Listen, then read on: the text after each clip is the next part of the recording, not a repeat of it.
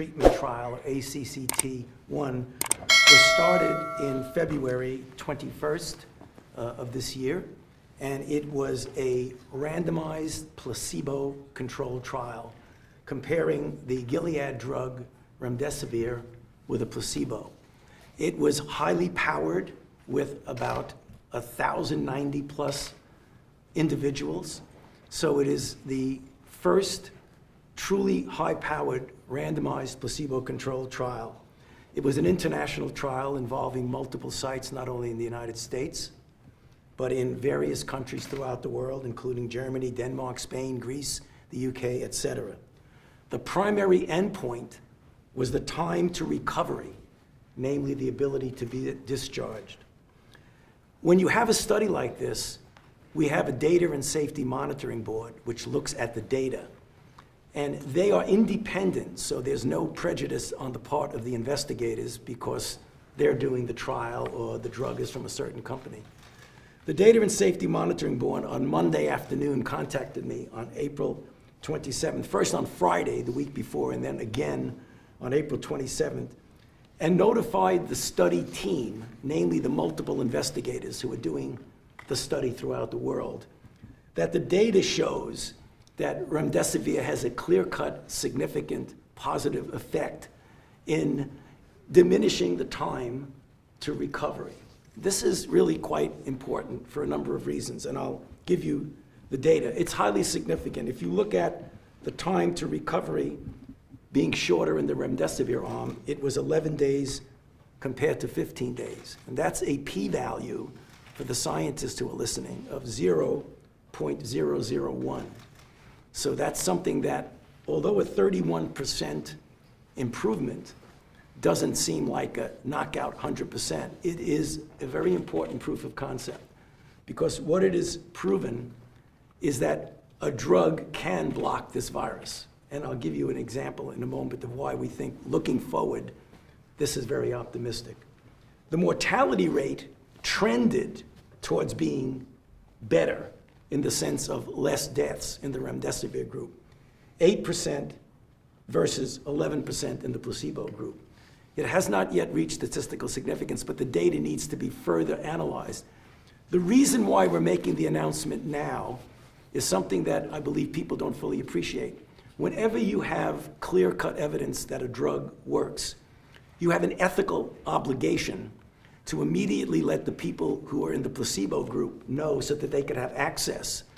And all of the other trials that are taking place now have a new standard of care. So we would have normally waited several days until the data gets further, dot the I and cross the T. But the data are not going to change. Some of the numbers may change a little, but the conclusion will not change. So when I was looking at this data with our team the other night, it was reminiscent of 34 years ago in 1986 when we were struggling for drugs for HIV. And we had nothing. And there was a lot of anecdotal reports about things that maybe did work, maybe not. People were taking different kinds of drugs. And we did the first randomized placebo-controlled trial with AZT, which turned out to give an effect that was modest.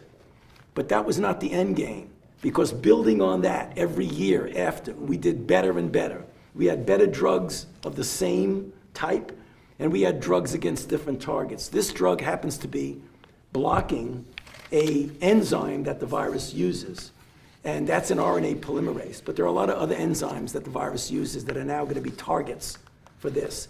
This will be the standard of care. And in fact, when we look at the other trials we're doing, we were going to do a trial with another antiviral. Actually, it isn't an antiviral, it's an anti-inflammatory, a monoclonal antibody. We're going to now compare the combination of remdesivir with this. So as drugs come in, we're going to see if we could add on that. So bottom line, you're going to be hearing more details about this. This will be submitted to a peer-reviewed journal and will be peer-reviewed appropriately. But we think it's really opening the door to the fact that we now have the capability of treating, and I can guarantee you, as more people, more companies, more investigators get involved, it's going to get better and better. So I'll stop there, but I'd be happy to answer any questions. Does any of this data Does that make you more comfortable? Why don't you go first and then you go? Does any of this data change the timeline and the development of a vaccination?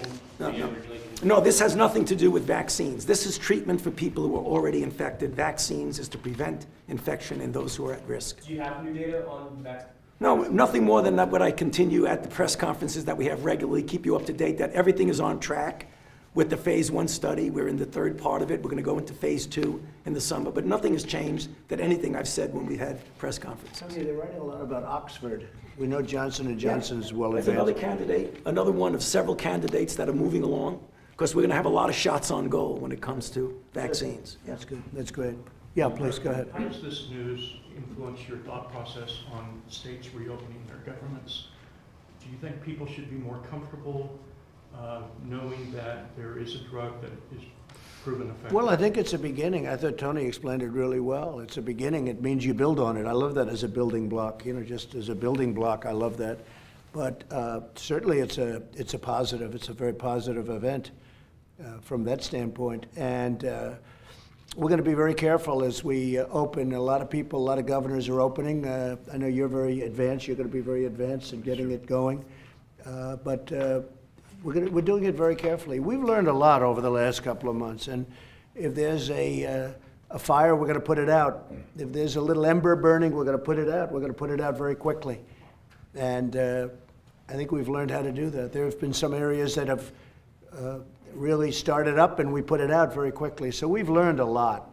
Yeah, please. Mr. President, the Stop the Spread guidelines expire tomorrow. Do you intend to extend those? Well, I'll let Mike, do you want to explain what we're doing on that? I think, Mr. President, we've issued the guidelines. Now, it was actually 45 days ago. First 15 and then 30 days to slow the spread. Frankly, every state in America has embraced those guidelines at a minimum or even done more. And now our focus is working with states as governors like Governor John Bel Edwards unveil plans to open up their states again. And the new guidance that we've issued is guidance for how they can do that safely and responsibly. And so not only the gating criteria for when we believe it's appropriate for states to enter phase 1 are included, but also the very specific guidelines for when states open and how they can open as the President said, in a safe and responsible way are included in the President's guidelines for Open Up America again. So the current guidelines then will not be extended after tomorrow? The current guidelines, I think you can say, are very much incorporated in the guidance that we're giving states to open up America again, but maybe, Mr. President, And I think a way of saying it, they'll be fading out because now the governors are doing it. I've had many calls from governors, Governor of Texas, Greg Abbott, and many governors, Tennessee, Arkansas. We're speaking to a lot of different people, and they're explaining what they're doing, and I am very much in favor of what they're doing. They're getting it going, and we're opening our country again. Do you want to explain that, please? Yeah, I think you could see from California, they made slow the spread the phase 1 of their 4 phases. So every governor is adapting both currently where we are and moving forward of how to move through phase 1, phase 2, phase 3. So if a governor feels like they haven't met the gating criteria, some of them have made that their own first phase 1 and some of them have made it phase 0. So we've been very encouraged to see how the federal guidelines have helped informed, or at least provide a framework for governors in moving forward all the way through from what they now call either phase 0 all the way through phase 3. And Ron DeSantis, as you know, Governor of Florida, was here yesterday, and he gave, I thought, a really good presentation of how he's doing it, what he's doing, how he's opening. You might have seen it.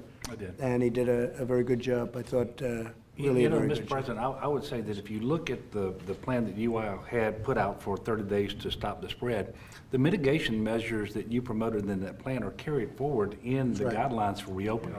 And so it's sort of a seamless way to do it by keeping those mitigation measures in place that you need to as you reopen, especially for the vulnerable population. So it's really, I would agree with the Vice President that it is carried forward not just theoretically, but expressly in the document that you gave us, and I And thank you. thank you for mentioning the vulnerable people, because we've made it clear from over the last 8 weeks that there was certain risk groups that were particularly vulnerable to serious disease. That has held up. We see in most of reports about 95 to 96% of the individuals with serious disease and hospitalizations are still in those groups. I think in a way that's reassuring, but it also should be a message to all of our vulnerable populations, as we have said for the last 8 weeks, in phase 1 and in phase 2, as well as in slow the spread. We've been very clear about them continuing to shelter and those families protecting them from becoming infected. Mr. President, what are you hoping to learn about China and the World Health Organization with this investigation you've commissioned with the intelligence agencies? Right, it's coming in, and I'm getting pieces already, and we're not happy about it. And we are by far the largest contributor to WHO, World Health, and they misled us. I don't know, they must have known more than they knew, because they came after what other people knew that weren't even involved. We knew things that they didn't know, and either they didn't know or they didn't tell us, or, right now they're literally a pipe organ for China. That's the way I view it. So we're seeing, and we're looking, and we're watching, and again, we give $500 million. We have over the years from 400 to 500 for a long time, for many years, and China is giving $38 million, and yet they seem to work for China. And they should have been in there early. They should have known what was going on, and they should have been able to stop it when you talk about stopping the spread or stopping the embers. That could have been stopped there. And then why did China allow planes to fly out, but not into China, but they allow planes to come out? And planes are coming out of Wuhan, and they're coming out. They're going all over the world. They're going to Italy, very, very big time to Italy. But they're going all over the world, but they're not going into China. What was that all about? So we had you'll hear. We're coming up with a very distinct recommendation, but we're not happy with it. We're not happy with it. Even today, I've heard some statements that are very positive. There's nothing positive about what happened in China having to do with this subject. Nothing positive at all. And I finished a number of months ago with a trade deal, and you would have thought it would have been like somebody would have said, hey, they could have stopped that at the source. They didn't have to let airplanes fly out and loads of people come out. And we're lucky, as Tony said, we're lucky that we stopped it in January, flowing into our country from China, outside of our citizens. People now say, oh, well, you shouldn't have let our citizens back in. Let's forget about that one. We're lucky we stopped in January. A lot of people, long after that date, as you know, thought that the measure that I took was much too strong. John Bell, we're lucky we stopped it then. We put a border, we put a ban on people coming in from China. So we'll have a recommendation pretty soon, but we are not happy with the World Health Organization. But just to clarify, a recommendation on what? On the World Health Organization, or a recommendation on China? What do you On mean? World Health with China to follow. Mr. President, can I ask a question of Dr. Fauci? There was also a study out of China of remdesivir that came out today that didn't find a significant statistical significance with treatment. I'm wondering if you saw that. It was a Lancet study, and why that. Yeah, it's an underpowered study, and it's not the kind of study that's the reason why I was very explicit in saying this is a randomized controlled, placebo-controlled trial that's powered to the tune of over 1,000 in hospitalized patients. And the endpoint was a clear endpoint, the time that you essentially are discharged, and the secondary endpoint of death. So even though, I don't like to poo-poo other studies, but that's not an adequate study, and everybody in the field feels that. Mr. President, what can you do to help businesses with liability issues as workers come back in states that have opened up? Well, as you know, we just worked with the meat processors, and if you think about it, a form of delivery, we have tremendous product, we have ample supply, but there was a bottleneck caused by this whole pandemic, and it was potentially pretty serious. And I just got off the phone with the biggest in the world. The biggest distributors there are, and the big companies that you've been reading about. They are so thrilled, they're so happy, they're all gung-ho, and we solved their problems. We unblocked some of the bottlenecks. And I'm sure you've seen it, I'm sure you've heard. I spoke to him about 2 hours ago, signed something very important last night in terms of Defense Production Act. It was very important. They were so happy. They're like, it's like a new business for them. They were being very unfairly treated, very unfairly treated. So the farmers are very happy, and the ranchers, and the companies that we're talking about. You know the ones I'm talking about, because they've all become very well known. They were well known anyway. They're big companies, but they're now being treated fairly. They're thrilled, and that whole bottleneck is broken up. So the Defense Production Act protects them from Well, liability? we use it. That's what we did. We used it, and it helps them greatly to do what they have to do, because they're ready to do it, but they needed some help. How do you protect the workers, though, in those plants? What are you doing to protect Well, we're them? doing that. We're going to have a report on that probably this afternoon. We're going to have a good form of protection, and through quarantine, when we find somebody that's not, they're going to be very careful. They are, as to who's going into the plant, and the quarantine is going to be very strong. And we're going to make people better when they have a problem. We're going to get them better. Hopefully, they're going to get better. You know, we have a very good record of having people getting better. A lot of people don't talk about that, John Bell, where people go in statistically, but you don't read about the tremendous success we've had. We're just about #1 in the world in terms of success. Germany's doing well, we're doing well. A couple of countries are doing okay, but we're doing very well. So the statistics are very good on that. So we're gonna get them better. Yes, Steve? Just a quick follow-up to Dr. Fauci. When might we see remdesivir on the market? How soon might we see that? Well, right now, it's happening that the FDA, literally as we speak, is working with Gilead to figure out mechanisms to make this easily available to those who need it. With regard to getting to the market, will obviously have to be approved by the FDA for licensure, and the FDA is very well aware that this is something that is very important, so I'm sure they're going to be moving very expeditiously. But I can't give you a date. Tony, would this be used in the earlier phases or in the late phases? Again, thank you for that question, because there are a lot of different permutations. This is in hospitalized patients, and the endpoint was the time to discharge. So it's unclear yet right now from this study whether or not it would be better for early. We don't know. It could be. But we only make statements about what we've proven. And the only thing that's been proven now is in hospitalized patients. So good question, but we don't have the answer. Thank you. Mr. President, for fiscally speaking, GDP shrinks 4.8%. Curious your reaction on that, and what, if anything, you want to see out of another possible stimulus package? So if you look at what's going on in the market, where the market's at 24,000, and this came from us blind. We never knew. We had the greatest economy ever in the world, in the history of the world. We had the best economy. I say it openly. Nobody even challenges it. And they would if they thought I was wrong. We had the best economy ever, and we're going to have it again. What happened is, look at the market today, 24,000, above 24,000, I think, Kevin. In fact, I'll ask you to say a couple of things about that. But if you would have said that we would have had the worst pandemic since 1917, over 100 years ago, with the disturbance to 184 countries at least, because that was as of last week, and that a market would be, we're at 29,000 and now we're going to be at 24,000. And we were at a low. I think we're having one of the best weeks. We're having one of the best periods in terms of stock market, which to me is jobs and future. I don't view it as a stock, I view it as jobs and future. If you would have said to me that we'd be at 24,000, and we started off at, when I was elected, the number was much lower, much lower, as you know. It's called in the teens. But if you would have said we would have been at 24,000 with what we've gone through as a country, John Bell, it's pretty amazing.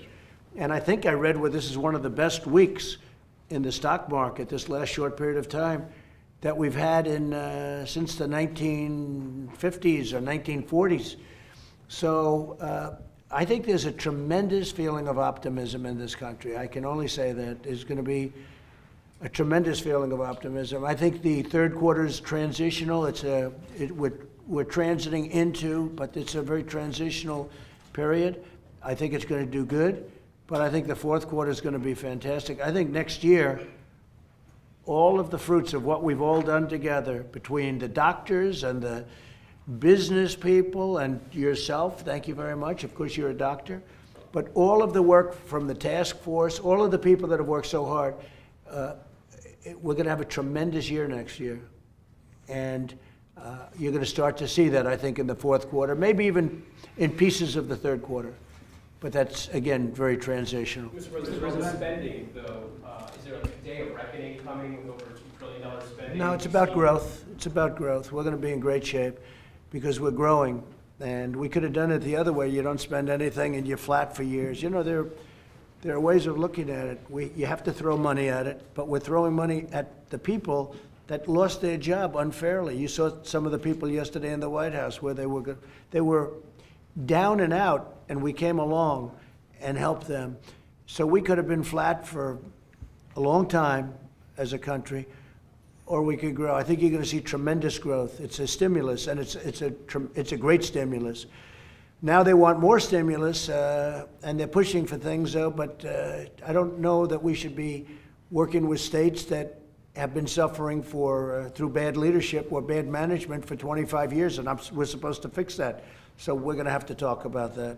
Mr. President, Maybe they should have brought that up sooner. About Captain Crozier, would you like to see him returned as? I think I don't know him. I've never spoken to him. I think he's a very, very good man who had a very bad day. And then he wanted to be Ernest Hemingway. You know, he starts writing long memos. You can't do that when you're a captain of a ship, especially that ship. That's the ultimate nuclear aircraft carrier, the best in the world, 5,000 crew members, and he decides to become Ernest Hemingway. You can't do that. You can't do that. With that being said, I said he had a bad day. We all have bad days. Has Secretary Esper asked for your advice on how to proceed? Well, I don't want to comment, but I have my feelings on it, and I just think he's a very good man who had a bad. And I think the acting secretary is a very good man also, and he had a bad day. They both had bad days. You want to know the truth? They both had bad days, and that can happen. They were under a lot of pressure because it went very public, and so they'll be seeing me at a certain point. But I think he's a very good man. I think they're both very good men. But you know, when you talk about spreading, so it started with 2 people, then it went to 12 people, then it went to, I got a report yesterday, it was 851 people. Now they have 5,000 people. So it starts with a little group, and then a few weeks later, how long is that? 4 weeks. 800 and some odd people. And they're sailors, they're young. There is one death, as you know.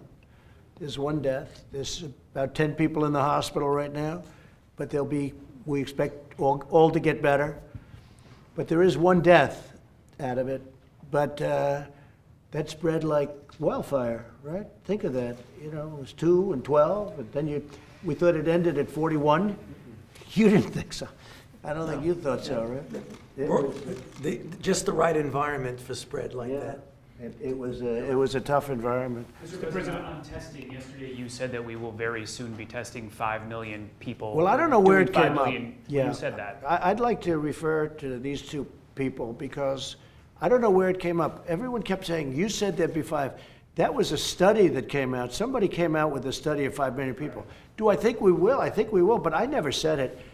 We're testing millions of people. We're testing more people than any country in the world by far, by double, by much more than double, more than everybody else combined we're testing.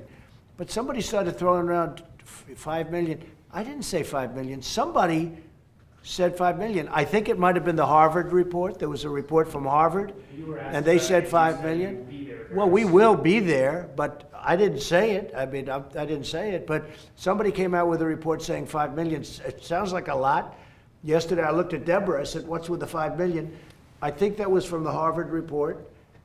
But we are going to be there at a certain point. We'll be there, but we're more advanced than any country in the world on testing. And not only that, the testing is the best test, not only the most.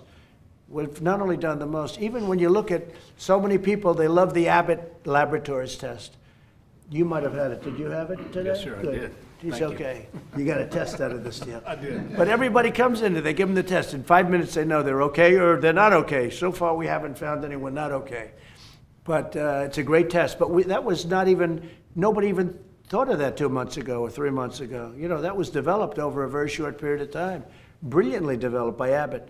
So, no, we'll be at whatever number it is, but we're so far advanced over any, and you know, it'd be really good if the press would give credit for it to the people that have done such a good job, because they're always saying, well, you know, you're doing millions, but what about 5 million? I'm saying, where did that number, I keep asking, where does it come from? I really learned this morning, I think it was probably the Harvard said that'd be nice, and sure it'll be nice, and we'll be there, but again, we didn't say it. Who said it is a report. We have other reports talking about a much lower number, but we're doing better than anybody in the world by far. The people that have worked on it have been incredible.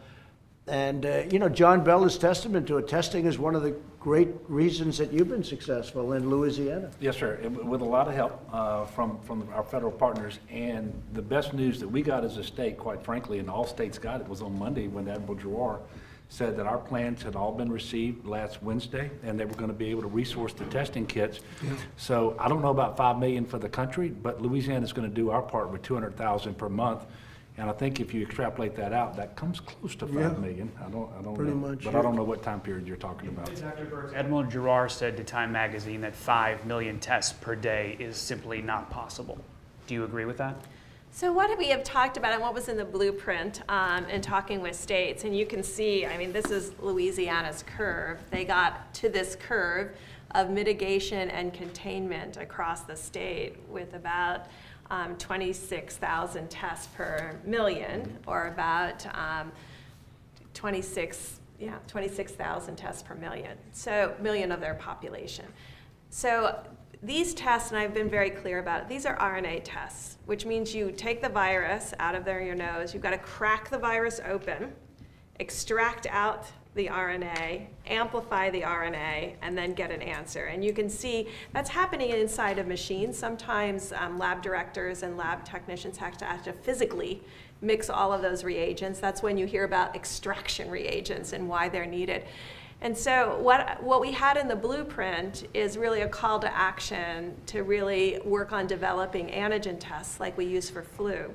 Because when you're using an antigen test in a doctor's office, then you can get to potentially that number. I'm not sure we need that number. I don't want to validate that number, but I'm saying is with this current test and the complication of how it has to be run, that's not physically possible, and I think that's what Admiral Giroir was speaking to. But as we talked about ID Now, we continue to develop more testing and different platforms.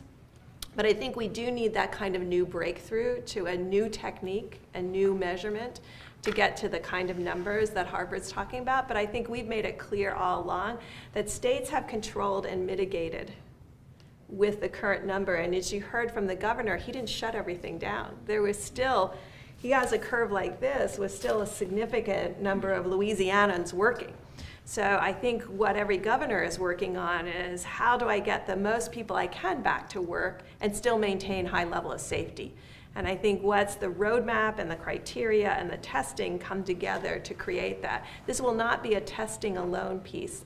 And as you just heard about the Roosevelt, and I bring this up every time, this asymptomatic spread will be important. And we just heard about 800 cases, 10 or less than 10 in the hospital, or 10 to 15 in the hospital. 800, 10 or 15 in the hospital. If you're only diagnosing symptomatic cases, you may be missing a large part of the spread. And I think that's why strategically using testing in a new way, a monitoring way to proactively find asymptomatic individuals, particularly when they surround our most vulnerable groups, whether it's Native Americans, our long-term care facilities. We want governors to simultaneously work on finding the cases, as they did so superbly, and then work on a proactive measurement to find the asymptomatic cases. And I think those two pieces have to come together. And I think that's what's in the blueprint. That's what we're having the calls with the states with, and really see how do we effectively use our current testing capacity to ensure we're both monitoring and diagnosing. And you know what's interesting about that number is that I remember when we did 1 million, we said, we just did 1 million. And the media said, oh, when are you going to do 2 million? I said, soon, pretty soon.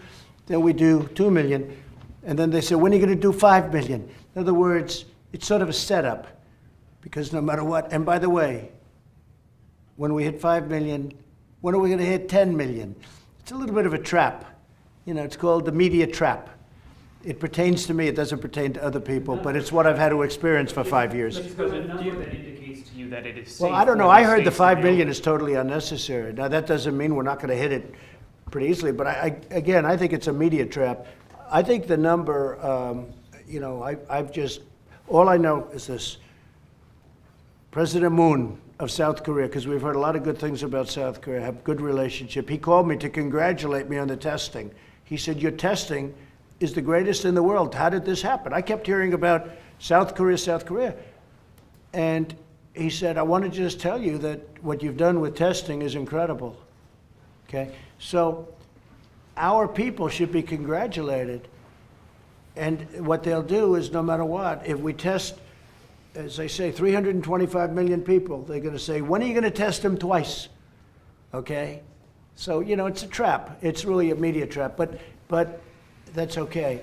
Look, we are better than anybody in the world on testing. We have tested more than anybody in the world, and we have the best tests in the world. And that's been all developed over the last couple of months, because we started off with nothing. We had nothing. We had absolutely nothing. And that included ventilators, and that included, I always say the cupboards were bare. They were bare in the military, and they were bare medically in terms of pandemics or epidemics or whatever you want to call it. So our people have done an incredible job. Yeah. Mr. President, concerning WHO, do you think that China is playing a better game in terms of soft power? Say it again. Do you think that China is playing a better game in terms of influence, soft power in the WHO? Well, they've been doing it for years, and they play the game, and I guess we've had people over the years that never really focused on that game. You know, who would think you'd have to play the game? And it's, to a large extent, public relations, you know, public relations or whatever. But China's not to be congratulated for what happened, just so you understand it. They're not to be congratulated for what took place. And WHO is essentially congratulating them. And when they start doing that, we've got problems. And again, the United States pays almost 500 million, and they pay 38 million a year. 500 million versus 38 million a year. So there are lots of different people that we can give this to. You know, we can give this money to lots of different incredible groups. There are a lot of groups out there. Doesn't have to go to the WHO. We can give it to groups that are very worthy and get much more bang for your buck. But we're going to make a decision in the not too distant future. If I could, I'd just like to have John Bel finish up by talking about the great success in Louisiana. And you worked with our two great senators, and they were Absolutely. really, John and Bill, and they were really calling me a lot and saying, we got to take care of Louisiana. So you had a great relationship with them. We did. I know Senator Kennedy worked on the the ventilator issue, and Senator Cassidy and I last night were talking about testing and what we can do going forward with the blueprint, because he and Dr. Redfield had discussed that. But we've obviously turned the corner in Louisiana. We're in a much, much better place than we thought was even possible 5 or 6 weeks ago, I will tell you. And that's because of our local partners and our federal partners and hard work. We've had a lot of lessons to learn, because there's no blueprint for this. There's a blueprint for testing now, but there's no blueprint for a governor. How do you respond to a pandemic? So we've had a steep learning curve, but I will tell you we're in a much better place. The field medical stations that you provided, the Navy medical personnel that you sent to Louisiana, the testing that we had early was the key, and that has informed our testing strategy going forward, and we're excited about the opportunity to have the test kits that we need allocated starting in the month of May to get to the 200,000. We'll do 43 persons per 1,000. That's what we're going to get to in Louisiana, and we're going to be in much better shape after that, Mr. President. We look forward to getting past this, returning to a newer sense of normalcy, which I don't think will come officially and fully until we get the vaccine. But we're looking forward to moving. We're looking forward to moving ahead, and just appreciate your work and your contributions to our efforts. It's been very helpful. Well, it's an honor working with you. Thank and you, the people of Louisiana. Great people. They've really gone through a lot. Well, I'll just say they're the best. I'll tell you what, they're right there. I agree. They're great people. Do you feel like you have enough test kits and supplies to run as many tests as you think you need? Well, what I believe is that with the commitments that were made this past Monday by Admiral Giroir, that having looked at all 50 state plans for testing going forward, that they've committed to resourcing Louisiana's request for 200,000 test kits per month. That gets us to 43 out of every 1,000 tested every month. We believe that that's sufficient for us to move forward as we are able to start reopening the economy. We know the lab capacity is there. We have Dr. Bu here with me. He's done a phenomenal job. He's responsible in large measure for that curve coming down. And so we feel pretty good at that level. And that's one of the reasons I wanted to be able to come up here today at the President's invitation to thank him for that commitment. Because this, I'm only speaking for myself, but having been part of all the calls with the governors, this is the big piece that we've been looking for. And with that commitment, we really feel much better about going forward. That's great. Great job. Would you like to say something, Doctor? We know the importance of testing. We can't treat what we don't find. And early on, we knew that we had a problem and we knew that we needed to surge our testing. And so we were grateful to have that support, especially in the epicenter in New Orleans, in the parishes right around there, so that we could get a sense of what's going on with COVID. And then we've continued that pattern through the rest of the state. Well, it's been great, and all of that is coming. Everything went, and now it's coming, and you'll be in a position. I think you said 43. That's a big number. That's a great number. If you could do that, that'd be a fantastic number. One thing I think I'd like to just finish by saying, so we reached 1 million cases, and that's a tremendous amount. And the reason is because of testing, because other countries don't test. So if you don't test, you're not going to find cases. The reason we have 1 million, take a look at number 2. Number 2 is a fraction of that, because they don't test. They don't have the ability to do what we're doing. So it's a number that in one way sounds bad, but in another way is really actually an indication that our testing is so superior. I mean, to think that we have more cases than China. Does anybody really believe that? But the testing is different. And I think also the transparency is much different. Transparency is like from day and night. We are totally transparent, whatever it is, it is. But because of our great testing and because of what we've done and the amount we've done, we are able to point out far more cases than anybody else has. If other countries did the kind of testing that we had, now we're a much bigger country than most also in terms of people, but if other countries did this kind of testing, you'd see numbers that would be much different. Okay? Thank you all very much. Thank you. Mr. President, how essential is it to you that these states wait 14 days? Come on, guys. Thanks, guys. Thank you.